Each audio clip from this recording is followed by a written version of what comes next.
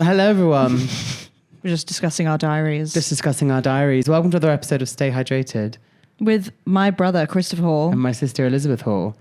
I like that. That's the thing that I think we'll concrete that. Okay. Actually, no, but I like when you did it as well the other week. Whatever, we're still working on it. I do quite like 3, 1, 2, 3. Yeah, it really keeps the energy, the ball in the air. Yeah, Keeps exactly. the ball in the air. Who's going to speak next? Who? You know? Thank you everyone for coming back. We hope you've enjoyed every single episode so far that you of course have listened to. Every single one. Feel free to leave us a comment and a rating on Spotify. We love that. Yeah, subscribe to the pod, follow the Insta, subscribe to the YouTube. It really, really helps keep this podcast up in those charts. I actually don't know whether we're in the charts. So it helps us get to the charts if we're not. And it helps us stay there if we are. I haven't seen you for a few days. I know. I've been camping. Yeah, you have. I've been outdoors. Let me tell you, I thought it was going to be awful. Right. I thought it was going to be like horrendous. But it wasn't. Me and my girlfriend, Lee, she had a gig at Out and Wild, which is like an all lesbian camping festival. Yeah. We actually got the train. It all went well. We set up the tent. Everything was fine. We had a lovely night. The only time we fell out a little bit was we got there and we went to check in and there was no service. And she was like, I don't have the tickets downloaded. Right. And then I was like, how could we have preempted? I wonder if we could what have would have preempted happened this. if. Yeah. But then she was kind of like, back off. Don't be crazy. And I was like, hey, that's actually tea. Yeah. Are you someone who goes, I can't quite figure it out. I feel like we both maybe interchange. Like, are you someone who goes like, I'm annoyed that the tickets aren't downloaded? Or are you like, hands in the air, the tickets aren't downloaded? What do we do to now download them? I feel sometimes you can be a bit of both. Yeah, I think sometimes I think that was a crazy situation because, bitch, we've been on a 3-hour train. Yeah, not bitch as in my girlfriend's a bitch. Just bitch as in bitch. Bitch, we've been on a 3-hour train. We then got a 45-minute bus. Whoa! Let me tell you about that. We got a local Devonshire bus. Yeah, thank God for the infrastructure in Devonshire. Honestly, we then got off and did a 12-minute walk. Then we get into this campsite. We walk up the hill 3 minutes. Then we don't have the tickets downloaded. Yeah. It's tough. It is tough. The hell? Yeah. Let's go back in time. Let's download them. But I very quickly, we managed can't help to sort that. of... Yeah. Exactly. And then we were kind of stood there for a while and I was like, I wonder if we should kind of be going for a walk to see where there's signal. Right. And then we managed to get the tickets and then we had a gorgeous time the rest of the time. Great. Lee crushed it on stage. Nice. Lee Douglas comedy. Yeah, she was a rock star up there. It was also she's a lesbian performing her lesbian comedy to a room of lesbians. Right. So it was just she was a rock star. A guy in SeaWorld throwing fish to the sea lions. You get, yeah, except we hate SeaWorld. I saw Beyonce Cowboy Carter tour at Tottenham Hotspur Stadium this weekend. Hotspur Stadium. Yeah. That's amazing. How was it? It was incredible. I yet again had gig amnesia where I do get really overwhelmed and forget that things are happening. Yeah. I've had that before where afterwards I've been like, what were our secret songs? Right. I can't remember. At Taylor Swift. Yeah. Taylor Swift 2 years ago. Yeah. Before the sort of ethical billionaire drama that I've kind of personally had to reckon with over the last year. Beyonce is obviously clearly one of the best performers of our generation. Right. But then she also has I think it's fair to say she also has anything she wants at her fingertips to create such a high level of art. Yeah. Yeah. But the art is exquisite. Yeah, I will say the discography to back it up. She said, "Thank you for supporting me nearly 30 years in music." So she sang "Irreplaceable." She sang So she did Cowboy Carter. I think all of the album. She had a Renaissance section plus a couple of other Renaissance songs scattered in the set list. She did Crazy in Love, Diva. Wow. And then Irreplaceable, If I Were a Boy, and Love on Top. she thinks back and she goes, what should I like really go into the vault and bring out that will turn this place upside down? It was amazing. Why Don't You Love Me? It's just, and then like little samples of Say My Name or Bills, Bills, Bills. I can't quite remember which one it is because again, I literally was like floating. There was a little sample of Dance For You. It's just like, what is going on here? Dance For You is the best song Watch ever. me wap it, Yeah. dap it for you, baby. I just wanna show you how much I appreciate you. Yeah. Yes. That's the best bit, is the yes. Yeah. It's so good. And it also felt very powerful, like the collective crowd. It's like she unites like lots of different demographics of people of like all ages. And whether some people can like resonate with like the VTs she has like a very, she is uplifting so many, black artists from before her, particularly black artists from the South and like blues and like country and all that kind of stuff. And you kind of, it felt very like powerful, especially with what's happening in America at the moment. It just felt like a very like, defiant, she's obviously quite a trailblazer. She has to trailblaze because no one, is sort of really putting welcome mats out for her. Yeah. She had to trailblaze so much and she continues to do so.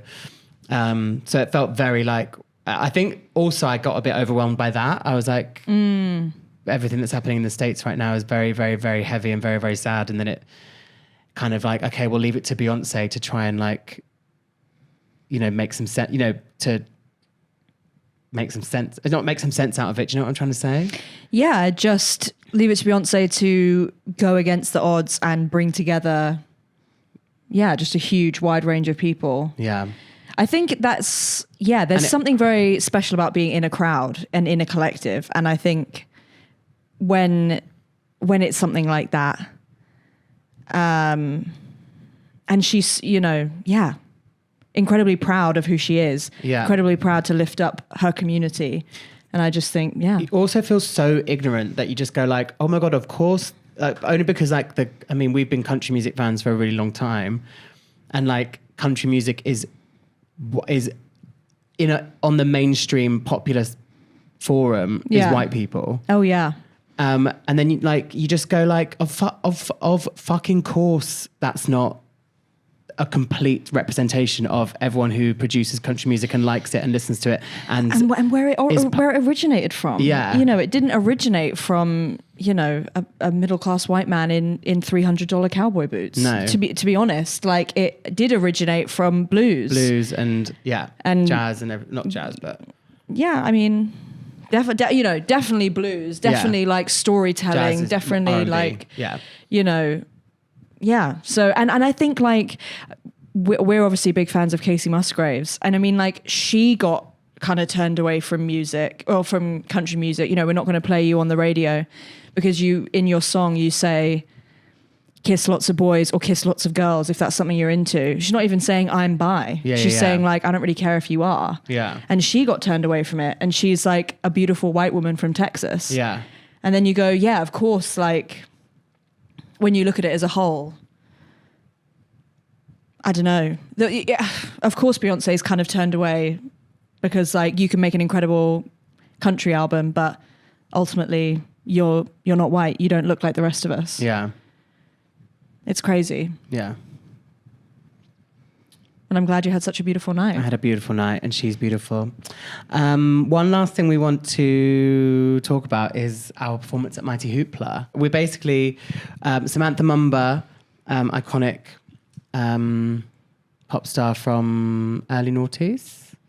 Gotta Tell You and Buddy to Buddy and Baby Coming Over and Always Come Back to Your Love and lately huge hits left Irish to right. Queen.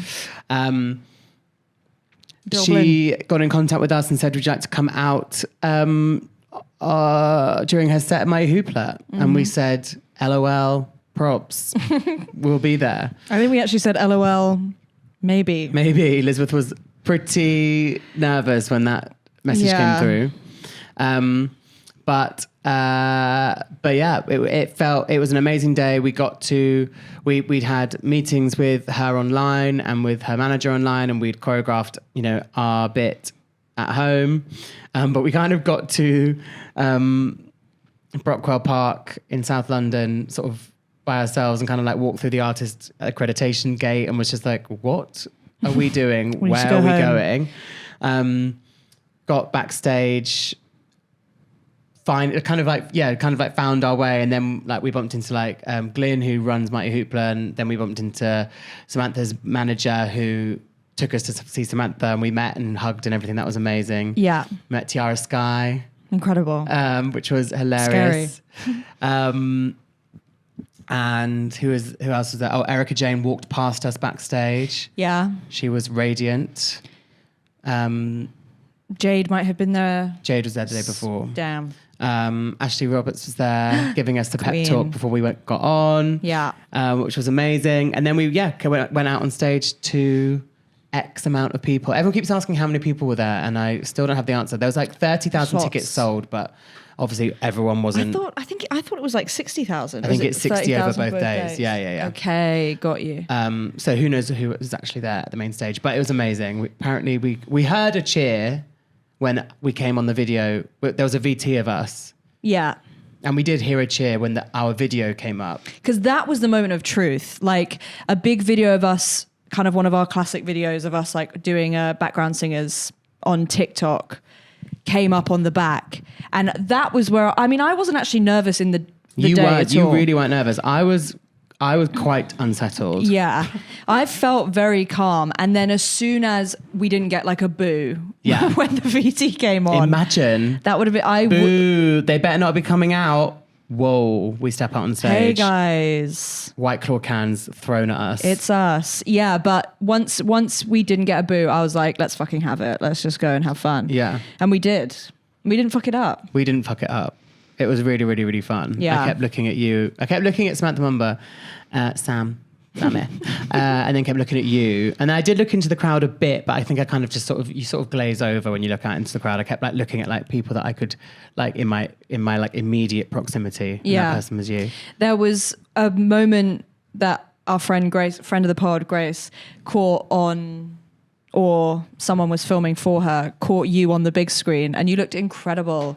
You looked like a summer king, and your hair was blowing in the wind. Oh my gosh. And you kind of went like this with your hand. Yeah. You sort of did like a jazz kind of, a jazz hand thing. Jazz king. And it was just incredible. Jazz tech. You kind of look like JB right now in Purpose as well. Whoa, you give me purpose. Yeah.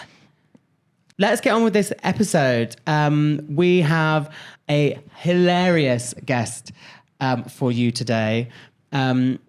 We had you're here. We just started chatting before we started rolling before we even did like any kind of intro, because as soon as he sat down in the chair, we just started gabbing. It was so fun.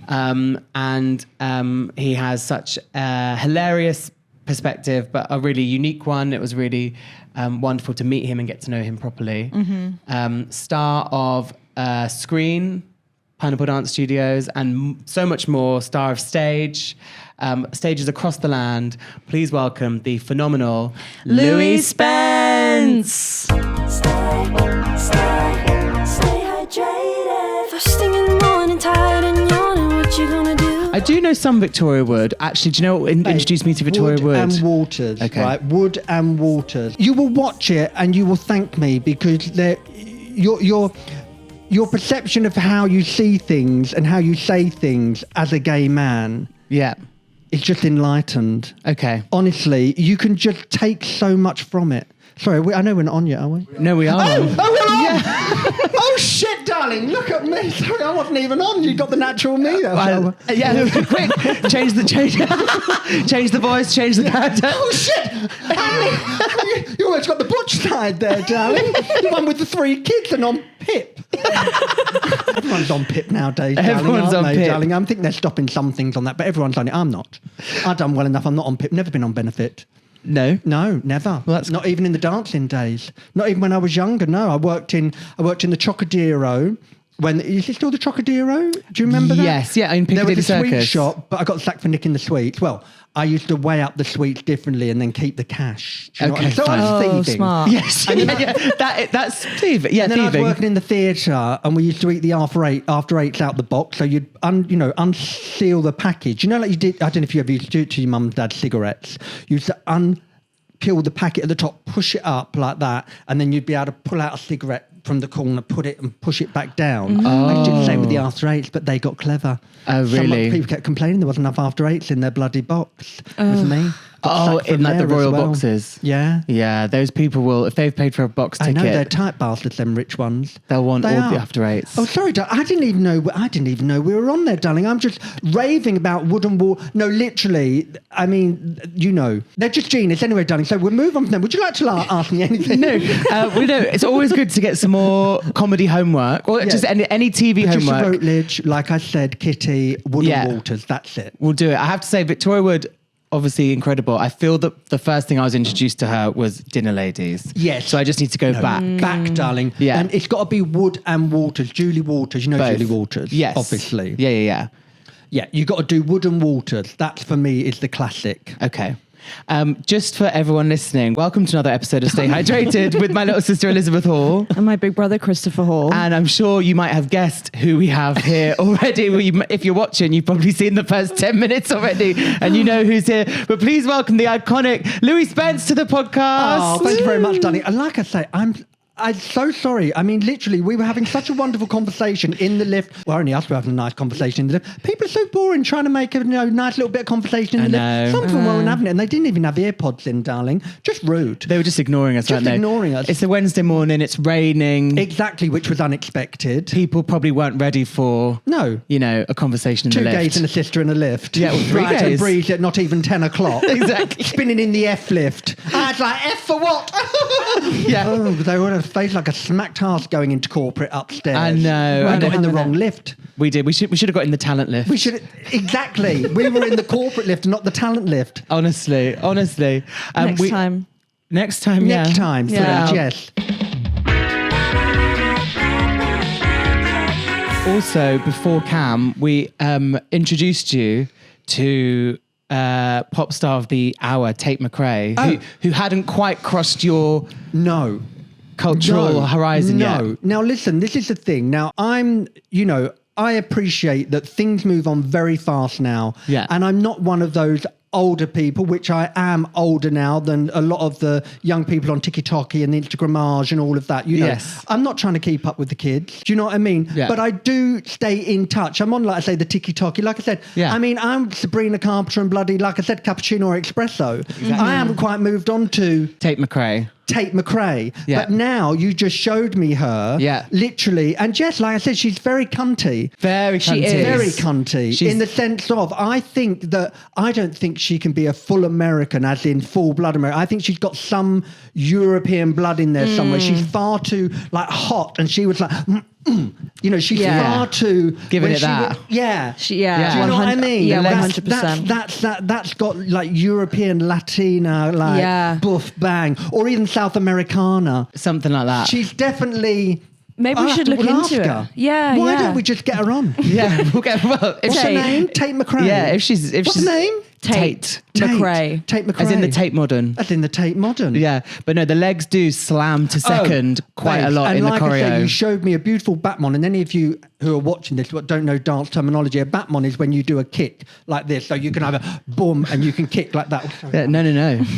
But anyway, Please. so she does a lovely Batman, which I Yeah. call American Batmons, because they go up, but then they take Slow. time coming down. It's not a whack. Whereas a lot of, not a lot of English, well, yes, actually, a lot of English dancers will whack. So they just want to get the leg up there as high as they can, Yeah. and then it just comes back down without the control. You see, Miss Tate McRae, she's like, boof, bang, Yeah. 100%. ooh. Slow down. She's just like, it'll come down when I want it to come down. Yeah. In control. in control. In control. So she's my new thing on TikTok that I'll be researching. Oh, I'm going to be sending you lots of yeah. vids. And then, well, like I say, then we'll get her on. I'm sure, she'll want to cross over to the older generation as well, darling, because we've got money. Exactly. We've we have got Hey. the money to buy into her. Yeah.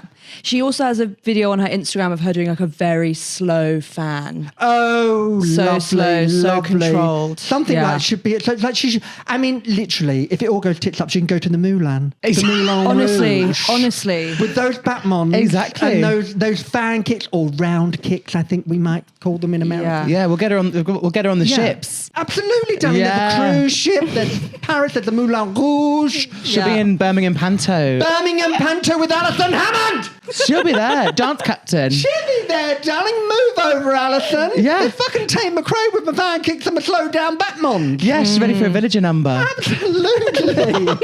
In last year's costume that hasn't been quite aired properly, and they said it has, but you don't get new shoes because you're just chorus and not a lead. I always get new shoes in Panto and normally new costumes. Everyone else, I mean, it's like, don't know, ask how many generations them costumes have been through. No, they I fucking know. stink. It's bad. I mean, literally, and then they want you to wear shoes, literally, to turn on a stage, you know what I mean, to break your neck. Honestly. 3 shows a day, some of them, darling. I've only ever done that once. On a rake. Now, any of you watching who don't know what a rake is, that's when the stage is like this, so the audience up there get the same kind of view. And it's terrible for your back, so where you have to position yourself. You have to turn. Do you know what I mean? Yes. And honestly, it can do your lower back in. Yeah. It really can. But some of you may never get to the professional level that we have to understand the feeling of a rake. Original cast Miss Saigon, a rake like that, darling. We had the biggest rake in the West End in Miss Saigon because we had the helicopters and everything coming On in. the, I had to do, yeah. Prince Edward. No. No. Drury Lane, Drury Lane, darling. Drury Lane, Drury Lane, I Drury said Lane. original cast. No, but then I wasn't sure whether it had gone back again to the same darling, it's theatre. gone back, but never the original. Never the original No, cast. not all the hype it had there, darling. I was doing like 20 backflips down the middle of the rake there, darling. Yeah, those were the days. That's one of my first jobs out of college, Miss Saigon. Was it? Yeah. How fabulous. And then, She was a West End wonder. well, of course. What else did you do in the West End? Remind us. Cats. Can't even say cats, darling. The pub can't even say. I was magical Mr. Mistopheles. Well, you can imagine, darling. Honestly, and literally, so hey, well, and never was there ever a cat so clever as magical Mr. Mistopheles. Imagine that, darling. Though, after doing a 24-minute Jellicle ball when you fucked, Yeah.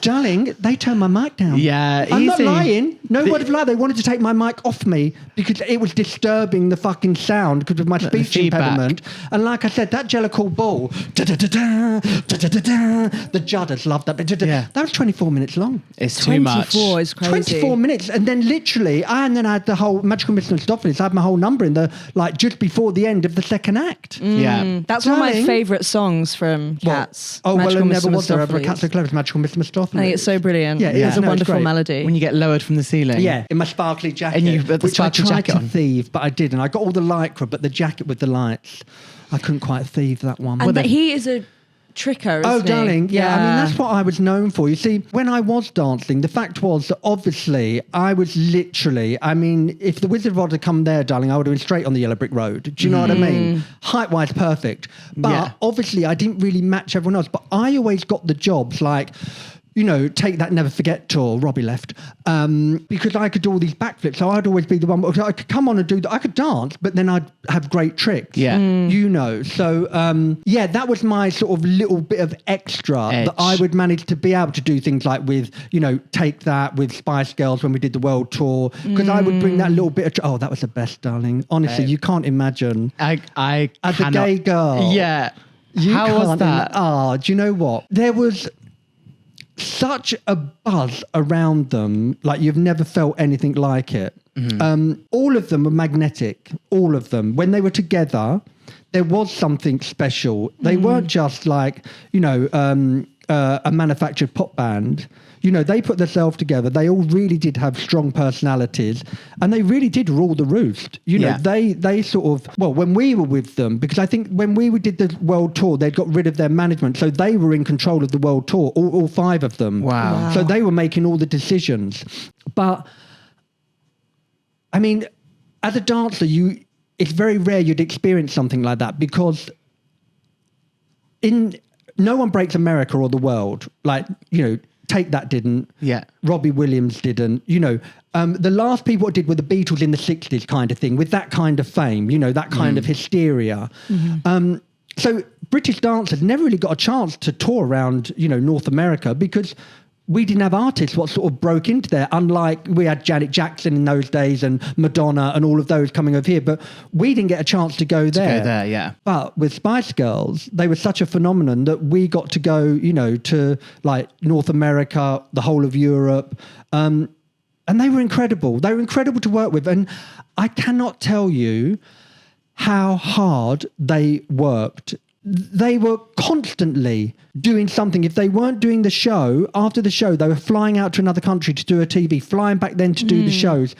In the mornings doing interviews. It was like we did the show as dancers, just went on, and then we'd be in the hotel room, you know, sort of like, you know, go to the gym. You know, these girls did not stop working. They worked so hard and they were so wonderful to us, so generous. I mean, like beyond. They'd go shopping in the, you know, we were in Italy, like in Dolce Gabbana and all of those shops, and they'd get given stuff or they'd get a massive discount. They'd just buy things for us and we'd say, oh, we'll pay you back. We never did. Yeah.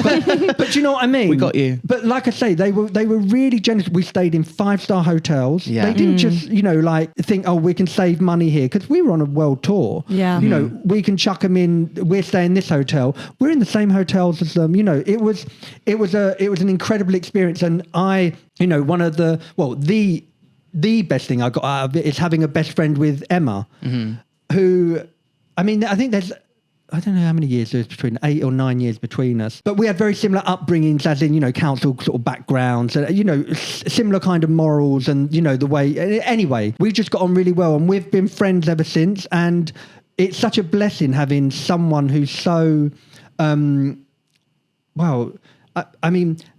so generous and so kind and so loving and so special. Yeah. And it's really funny because sometimes when I'm with her, although I've known her for, you know, since 1998, I still look at her and think, oh my God, you're so famous. You're Emma Bunton. You're Baby Spice. Yeah. Do you know what I mean? Yeah. Even, and I'm not starstruck with people, but, you know, sometimes I just look and think, my God, what you've achieved is that's what it is. When I when I'm just casually go round to her and we're chatting to her and her mum, sometimes I look and think, oh my God, what you've done is phenomenal. Yeah. There's something different about their fame. I think the Spice Girls are, we say the word icon and iconic so much. Yes. But like, you recognize the Spice Girls by the color scheme, by their name, by their nickname, by one note of their song, by their shoes. You could recognize, like, there's so much more. The image of them is so, and it's known by, like you said, with the Beatles. Yeah. Every single household knows the Spice Girls. So like, and especially in the 90s, I always think we always talk about how culture today is, like you said, so many people. You know, Tate McRae's on a world tour, and you don't know who she is, and that's fine. Lots of people are on tours. I feel as though I'm quite up to date, like I say, for somebody of a different generation, maybe a lot of your audience, or, you know, I feel as though I'm quite up with things because for my work, I try and stay on Instagram and TikTok, and, you know, it comes on your feed kind of thing, and I try, but like I say, it is such a fast turnover of talent, and I don't know if it's shorter lived. I think it depends. I think maybe people's it's the same duration, but there's just so many people to choose from. For example, so try and think, like, you know, if we say, like, you know, we're talking about Spice Girls, then we talk about Britney, Christina Aguilera, you know, Jennifer Lopez, you know, all these kind of people. Now, is that just for me because I'm thinking of my generation, so I don't know what's going on in this generation, or are there people from your generation or the next generation who have established themselves, you can name like that, you know, like Sabrina Carpenter? Okay, so I can name her, and I know that she's current over the last 5 years or whatever, and I know that she's been doing it for a long time before that. Yeah. But what I'm saying, will in 10 or 20 years' time, you be saying, oh, Sabrina Carpenter, like you say, Christina Aguilera, like you say, Britney Spears. Yeah. Beyonce. The way that the industry works now, and the way that the turnover's so quick, that the impact isn't as deep. Do you know what I mean? So they don't have that kind of, like I say, the people who I've just named, they don't have that same feeling. I think we can't know maybe until 5 years. I think someone who's maybe I think someone like Lady Gaga and someone like Ariana Grande, they've been like pop, you know, they were pop stars. 2010s, Yeah. and there's a world where they had a couple albums and it didn't. Yeah. But then I think they've now been like, we are now established as complete. Yes. Kind of almost what on the you way mean. to legend status in that, movies. In that genre of the artists which I've mentioned, which are, But then they're from, they're in, I think that's in the last 10 12 And years. they've managed. I think you're right. I think like Bieber, even like Demi Lovato, Ariana Grande, those people. And I'm thinking like, but they're modern and it's like, actually, but they're not. They're not. They're not. Like they've established themselves. I know them, you know 20 them, years or but 15 then you years. ask someone what's maybe 12 or 13. Yeah. The age you were when you were mad about someone. They may have a, I think I know you mean. Oh, I think I know that song. But like you say, so the people of now, maybe Miss McRae. Yeah. But like I say, will her impact be as strong? Is she going to be like, I don't know, somebody who was maybe meant to be really big, but then didn't develop, but they had that massive impact? Yeah. Do you know what I mean? Time will tell. Yeah, I guess it's time will tell. Enough about them, darling. What about us? But back to the Spice Girls. Because we can't, there's never enough to say about them. But something about the 90s is like, there is no, TikTok, there's no social media, so like people had to come to this concert to see them. Yes. You went all the way over the world. Yes. Like as you said, the energy must have been so amazing. And I think I remember you saying on a interview somewhere, like you as the dancers were held up as like the Spice Boys, and it was absolutely. like you were like, absolutely, it was incredible. And like I say, but not just from their fans, but from them as well. Yeah. Like I say, they treated us incredibly. They really did. And I'd worked a lot before them for other pop artists and, done videos and things, like you do as a dancer. Yeah. And, as a dancer, you don't get treated well. You work the hardest and you didn't get treated well. You'd just be expected to get the night bus home, even the girls at like 2 or 3 in the morning, all of those kind of things. And it was a whole different thing. We were all included, and they just worked so incredibly hard, and it was only really for a short period if you think about it. it's like 2.5 years or something. Yeah. Like I say, and they were all lovely girls. When people always try and like dig dirt up on them or whatever, babe, if you didn't have a fucking bad day working as hard as they did at that age, taking on what they did, I mean, it's surprised any of them are sane. I know. Yeah. It is an absolute surprise any of them are sane. Do you know what I mean? Yeah. But they've all come out of it. They've had their little wobbles along the way, which they've been very open about in their books and, things. But I mean, yeah, it was a time, and I was very, very fortunate to be a part of that. So yeah, always big up the Spice Girls. Always. Did you prefer working commercial jobs or West End? I loved West End because I loved the atmosphere and I loved the characters and the incredible talent. I mean, you were surrounded by in the West End. There was people who were in the chorus who, just didn't have a break to become the lead, or, it was just maybe wasn't their time, but most of the time in the West End, you would find if you had a show, because where people have to be covers and, there's so much talent. There's so much talent. And it can't really be faked. Well, it couldn't when I was there. They didn't, they had to be able to sing live. They had to be able to dance those steps. Whereas in the commercial side, it can be faked. People like otherwise, you'll get them to come in and do that, but then they're there for the legs, or they're there for their tits, or they're there for the backflips, like I was sometimes. It wasn't that. And there wasn't that same atmosphere. Like I say, in the theatre, it was. I mean, they could be the biggest bitches, but in a loving way. So, like I say, people are so comical, so quick. I tell you what, it is all about timing and being in the right place at the right time and having a profile and whatever, because so many people I know or I knew were so incredibly talented that it was unbelievable that they were not famous when you would then watch TV and see these just people who were shit hosting Saturday night primetime TV shows who were doing a bit of singing, a bit of this, a bit of that. There was people in the West End who had 10 times as much personality, 10 times as much talent to sing and dance, but they just weren't in the right place at the right time. They didn't have that break. And they may never have got that break. Yeah. They may never get that break.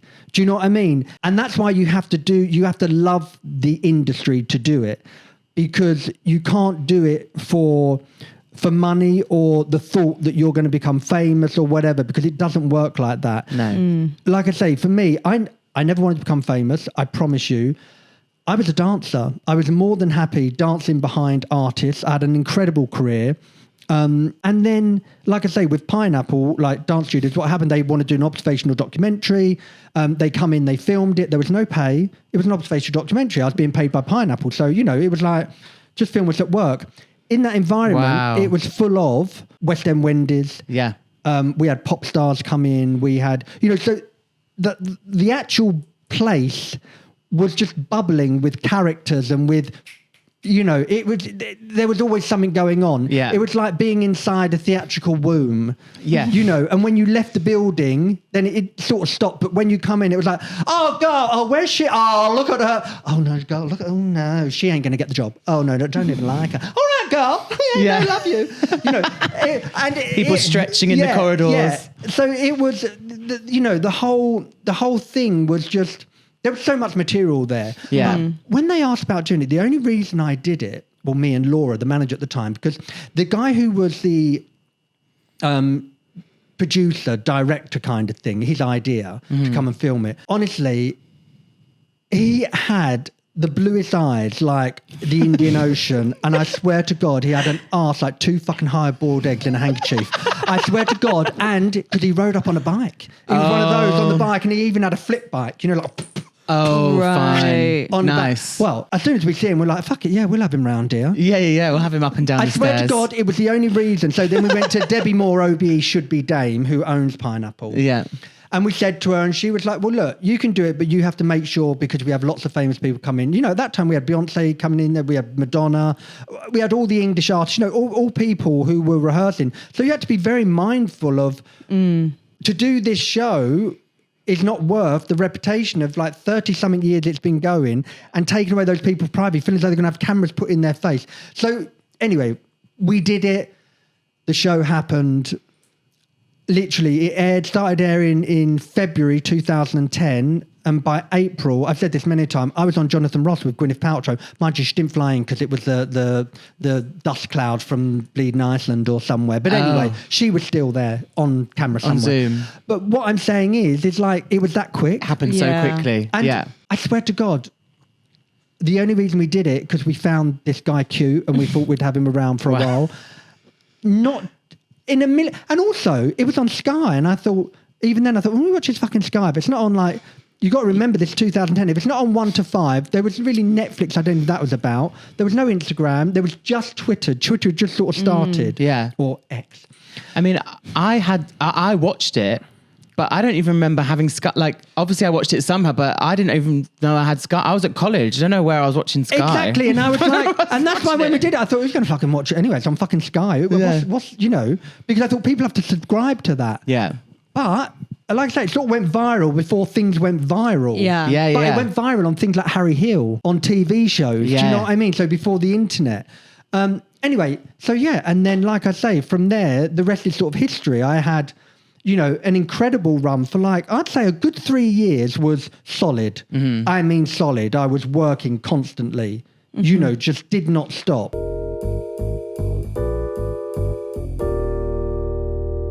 Like I say, I earned really good money, and I earned it at a later stage in my life. Right, that I'd always been in the overdraft and constantly in overdraft, waiting for my agent to pay me 3 months later while they held on to the money. They would hold it in their bank account, all of that. Yeah. So when this happened, this opportunity, I thought, I've got a bank.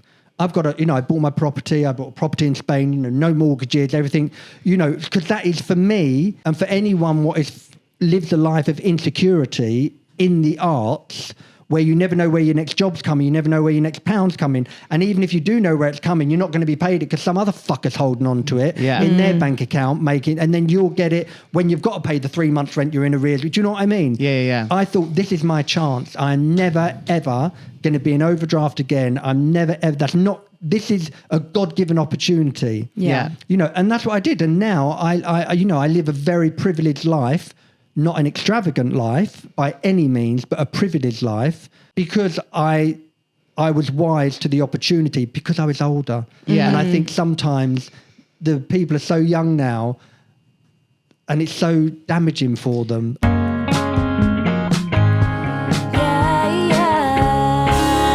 my God, I'm getting way too deep. What do I care about them? Well, you just know, Shit. It gets to a point where like something like Pineapple Dance Studios coming into your life, it's like, this is my real chance to get some security or this could have easily not happened.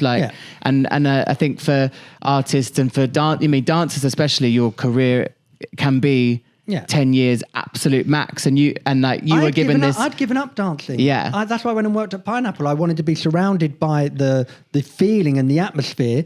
But I was done. Yeah, I felt too old, and then I went from when I was at Pineapple, I wasn't so much in overdraft still, but that was the most secure I'd ever been because it was like a secure job. One of the first big checks I got, within 3 weeks of Pineapple happening, I did this job and got paid 10 grand, which was like, shit, fucking amazing. Fucking 10 grand. Well, I didn't know what was to come. Then it worked out. The next job I did was a photo shoot for something. I got paid £60,000. Whoa. For, I think it was 3/4 of a day, not even the whole day. Oh my God. And then the next day, they wanted me to go back because they wanted to get another shoot kind of thing. Yeah. And they paid me half a day of the fee which I'd got the day before. Oh my God. I mean, how insane. Unreal. It's just crazy. How insane. Even that money in itself, if that was it, you'd be like... I mean, I know some people find it like crude to talk about money and that, but my point is, I know the value of it. I knew the value of it. I wasn't somebody who had come from money or had been earning that money for a long time. Yeah. This happened, like I say, within 3 months. Yeah. Crazy. Within 3 months of say Pineapple starting and then these two jobs, within 3 months. Yeah. It's like more money than I thought. Yeah. But like I say, and it just kept coming. Wow. It just kept coming. It was, I couldn't even keep up. I couldn't even keep up. Yeah. Literally. It was that. And like I say, there was no Instagram, there was no TikTok, there was just Twitter.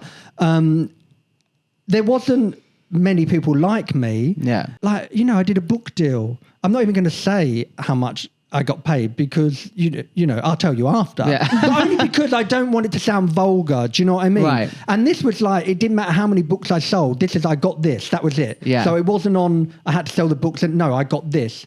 And then, things like, doing Panto once a year. I mean, you could buy a small council estate up north. Do you know what I mean? Yeah. I'm talking, the Victorian houses where no one wants to live and they're selling them for £1. But you were so effervescent and so energetic and so attractive on Pineapple.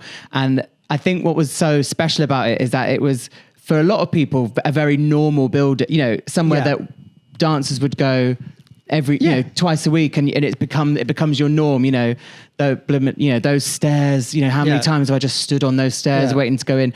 But it's a living, breathing building where people like Beyonce come in, and people are sweating and wanting their dreams to come true. And then we went there to film something last year. I was like, oh my God, this is where this happened. This is where this happened. Elizabeth was walking up the stairs going, where is it? She was just to play. And Chris was literally like, God, I got down to the final 4 for Greece here. Yeah. And you were just like, okay. Yeah. I mean, they must have thought they'd struck gold, I feel, walking in and you being there as well. The TV company, well, not just me. Look, I was like a breakout star, okay? And I think, there was Andrew Stone. Yeah. Starman. Andrew, Andrew was a teacher there, and we were all honest to who we were. Mine was obviously, it's like you put me in a room with, you know, a bunch of theatricals, like there's like 10 of us and we're all, you know, we are like Kids from Fame doing this, you know, and everyone's like, oh God, you know, it's all like, it gets, you know, it just keeps pumping up. Yeah. And so we were, It's and like I say, infectious. you know, there was just great characters. Yeah. And yes, they did think they hit gold. They only commissioned 6 of them, which was, like I say, this observational documentary. And then after the first 3, they decided they wanted another 7 or 8. Right. So we were filming, because we had filmed like a bunch of them, which they were editing. And then we were filming each week and it was going out like 2 weeks after. Okay. Because they then realised what a hit it was, you know. So, yeah, it was a wonderful time. And the fact that also that I still have any relevance in show business in a sense, it was only 1 season. Like I think 13 shows. That's Wow. it. I just think sometimes it being short, for example, the Spice Girls. Yeah. Actually, Faulty Towers. yeah. Sometimes it gives people more of an impact because it doesn't dilute it. Yeah. Because what does happen is then things... I mean, I think it could have done... Pineapple could have done another 2 or 3, I reckon. There would have been... Yeah. But then what happens is these things start to get diluted and it starts... Everything gets watered down and then something new comes up. And I think you either know when to leave if it's after 3 and just think leave on a high. Yeah. Or what happened to us, you know, we couldn't be in the building for certain reasons to film for the second one because it was so soon after, you know, that it just didn't work for the business model of all the people we had going in there and bookings. Everyone loved the show, but also... The building needs to run for what it's there for. Exactly. So does Beyonce want to come back where there's been a hit show that has been like this and now it's a hit show? It's not just... Now everyone knows about this place where only they knew about what was in central London. Right. So you had, from a business perspective, you had to think, yeah, the clothes brand went up and sold loads. But from the studio's point of view, you had to really consider. So that's why the second one wasn't there and it's called Louie Spence Showbiz and it didn't do as well. Because, you know, it was... partly, you know, the iconic building, of course. I say partly, you know, it played a huge role. I was a breakout star. Pineapple was a star of it. You know, everything married together. Yeah. So, but yeah, like I say, it was just 1 season, and yeah, but it definitely changed my life. And I tell you the other thing as well, because I suffer with, well, actually, I'm quite good at the moment, but I've always suffered really bad anxiety. I mean, really bad, like full-on panic attacks, you know, whiteouts, the full-on, you know, cold sweat, you know, heart palpitation, always. Even when I was doing Spice Girls, everything, you know, it really ruined a lot of the enjoyment I could have had from lots of situations that I was in because I just want to stay in the hotel room where I felt safe. And anyway, it's really weird because I think people always expect me to be that, you know, the Big personality. caricature, yeah. But that's when my mind isn't at rest and the demons come in and start to take over because it's full on. Yeah. But now if you catch me on a train or walking in the street where my mind is on its own doing its thing and then you come up to me, yeah, I can turn it on, but sometimes it can, you know, it panics me. Do you know what I mean? Because I'm not ready mentally. Do you know what I mean? So I don't know where I was going with this about whole anxiety and everything. I completely forgot what route it was going down. Oh, it changed your life. Pineapple. I think you said that just before. Oh no! Yes, well done. Thank God for a young brain. I know. Thank God for a young brain. Yeah, how it changed my life was this was my point. So I'd always suffer with anxiety, right? So you have everything you think it's going to change your life, like you've got money. So when you don't have money, you're worried that you can't pay your rent, you can't go on holidays, you can't go out to dinner with your friends. It's always because of money or because of work that, you know, because I'm not working, I don't have this, I don't have that, and I can't do this and I can't do that. Yeah. So now I have everything, right? I can go on holiday where I want. I can pay for what I want. I mean, I'm not talking like go and pay like bleeding Jay-Z. But what I mean is, you know, I have no worries. Really, Yeah. I have no worries. Yeah. Coming from nothing to then what I've got. So obviously, my anxiety's going to disappear. It's going to go. No, it gets 10 times worse. And along with that comes depression. So I can't work out. All of this is meant to go away now because I've got all the things that we all think is what we're searching for or what's going to make our life better. Yeah. Right? No. Because now, what am I fighting for? What is my purpose? Who am I? I can just go and buy that car. I can just go and and I'm still anxious. But now I'm depressed. It's the weirdest thing. And I think, obviously, don't get me wrong, I love owning my houses. I love not being in debt. It gives me great peace of mind. It really does. I love being able to live a comfortable life. Like I say, not extravagant, just comfortable. But I think for anyone, or I don't know, but I think a lot of, or younger people, you have to do this entertainment of whatever type it is because you love it, right? Anything else is a benefit, but you really have to do it for the love. It's not for the money or for the the adoration's lovely when, like, if you're on stage, the best thing is laughter. If you make people laugh, it's not a feeling of power, it's a feeling of joy. And then once you've made them laugh and and they laugh again and you're on that, the feeling's incredible, isn't it? Because it's a feeling of joy and happiness. Now you can't buy connection with people. Exactly, and you can't buy it. And people can't pay you millions of pounds for it because it has to be you, that person who has that talent, has that, or someone who's got that incredible voice that would stop a whole room and make them cry, So the one thing that it did make me realise, happening later on in life as well, is that all them years I thought that the solution to my problem would be, I suppose, money and success. Yeah. And it wasn't. It made it 10 times worse. So, now I'm in a much better place. I just, like I say, I only do what I want to do. Yeah. I mean, I've seen you on the TikTok and on the Instagrammage, and then we did this Sky commercial together. Yeah. Well, sort of apart, but together. We were both in the same campaign. And then how weird, after we'd done the shot, about a week later, I bump into you at Liverpool Street. Yeah. See, for me, now there's a meaning there. I did a commercial with him, but the fact is... We missed each other on the day. You were in the morning, I was in the afternoon. And then I watched it and see all of our sort of work, what we'd done. And then a week later, I bump into you in the train station. How weird is that? It was a crazy coincidence. Yeah. And just you talking about the kind of persona that you put on maybe when the camera's on, and then how we're speaking to you now, and even off camera, I felt like we bumped into each other, and I was like, oh, this is like Louie's natural state. Yeah. It felt very special, actually, and I was like, oh, I said to Elizabeth, I was like, I think I'm going to ask him to be on the podcast, because it was just so lovely, and it felt very natural and connected. Yeah, and I think that's from the fact that, like I say, I'd seen, this is the thing as well, I think I'd seen you on Instagram.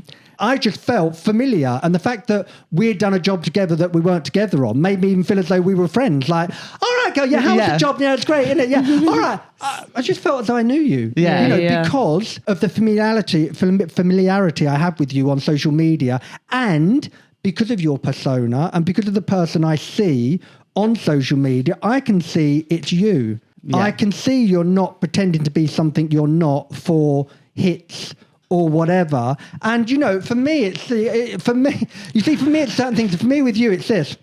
It's just the eyes. You see, because I'm very eye as well. You'll be like... The eyes. It's all in the eyes, isn't it? Like I say, you don't have to do anything else. It's just about the eyes. And see, for me, it's like when I watch you, that's what makes me giggle. It's just that when it's there, and then it'll be the... the eyes do the talk, and I'm like, you don't need to say anything, girl. I've got you. I'm with you. You're with you. Well, they say 1,000 things, don't they? That was all very, very kind. Thank you so much for being... for someone who doesn't do what he doesn't want to do job-wise, we're very, very grateful that you are here. We're going to have to wrap up. This has been amazing. You do, because I can talk the leg off a fucking chair. I mean, really. Thank you so much for being here, Louie. This has been amazing. If you don't... Obviously... Darling, I've got nothing going on. Well, you're here. I've got nothing going on. Follow Louie online and be ready for when anything is going on. Yeah. No, there are a few. Go back and rewatch Pineapple Dance Studios. Yeah, do that. That's great. Yeah, when I was younger. Yeah. Mind you, I say younger, I was 40-something, then still doing backflips and everything, but still.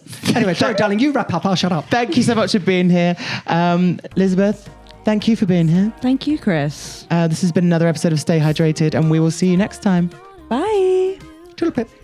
Just before bed is good for your head. What you gonna do? Stay hydrated. Stay hydrated. With Chris and Lizzie.